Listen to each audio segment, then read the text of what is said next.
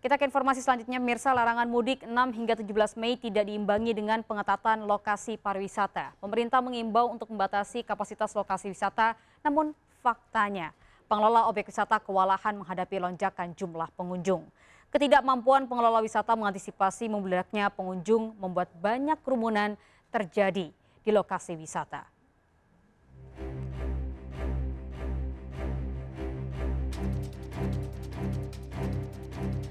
Libur Hari Raya Idul Fitri dimanfaatkan warga untuk berwisata, terlebih pemerintah sudah mengeluarkan kebijakan larangan mudik.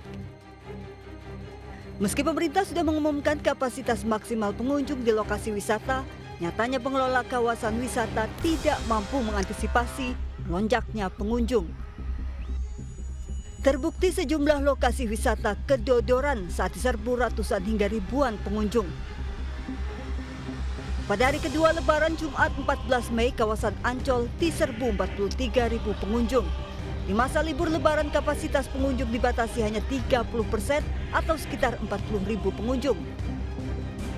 Namun ribuan pengunjung terkonsentrasi di kawasan pantai dan tidak diantisipasi pengelola sehingga sempat terjadi kerumunan pengunjung. Dalam siaran persnya, pengelola Taman Impian Jaya Ancol pun akan melakukan disinfeksi di seluruh area dan mengevaluasi penguatan penerapan protokol kesehatan. Sayangnya kejadian di Ancol tidak menjadi pembelajaran bagi pengelola lokasi wisata lainnya.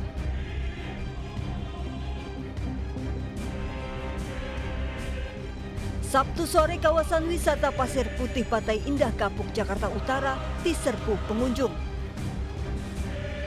Antrean ratusan kendaraan yang hendak menuju Pantai Indah Kapuk mengular lebih dari 3 km.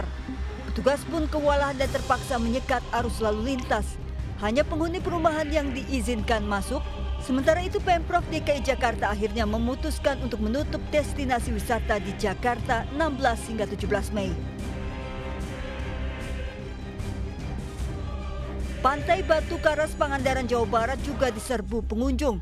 Pengelola kawasan wisata tidak mampu mengantisipasi lonjakan pengunjung. Akibatnya Bupati Pangandaran menutup sementara Pantai Batu Karas. Berdasarkan data Satgas COVID-19, terjadi kenaikan jumlah orang yang dipantau di tempat wisata pada periode libur Idul Fitri sebesar 38,42%. Bahkan pada Jumat dan Sabtu, kenaikan orang dipantau mencapai 100,8%. Kenaikan signifikan masyarakat mulai mengunjungi tempat wisata dimulai sejak 14 Mei. Sayangnya selama masa liburan pengunjung kerap abai protokol kesehatan. Di dalam area wisata minimnya pengawasan membuat pengunjung tidak memakai masker dan tidak menjaga jarak sehingga memicu timbulnya kerumunan. Mobilitas warga dibatasi dengan larangan mudik namun tidak diimbangi dengan pembatasan mobilitas di kantong-kantong wisata yang selalu ramai saat libur Lebaran. Pemerintah melalui Kemenparekraf, Kementerian Kesehatan dan Kemenko PMK sudah berulang kali mengingatkan pengelola wisata agar patuh pada protokol CHSE dan 3M, termasuk membatasi kapasitas pengunjung sesuai zona resiko daerah.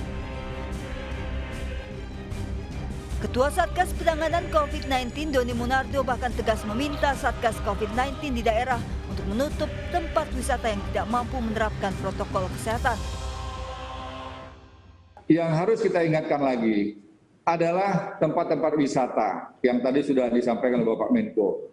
Mohon kiranya daerah berinisiatif, jangan sampai dibiarkan aktivitas publik di tempat wisata melampaui 50%. Sekali lagi kami harapkan seluruh Satgas daerah, terutama unsur Polda, harus berani mengambil keputusan, melakukan langkah-langkah penertiban. Bahkan bila perlu, apabila membahayakan keselamatan masyarakat, lebih baik ditutup saja. Bicara yang terbuka kepada pengelola, dan kita harapkan pengelola pariwisata pun bisa bekerja sama.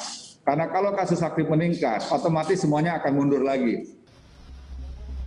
Warga dan pengelola tempat wisata seharusnya belajar dari kasus di India. Kerumunan dan ketidakdisiplinan memakai masker terbukti mempercepat penyebaran COVID-19. Saat ini kasus di Indonesia melandai, namun bukan berarti kita bisa bersantai. Kedisiplinan dan kepatuhan pada protokol kesehatan akan membuat kita semua selamat dari pandemi. Tim Liputan melaporkan.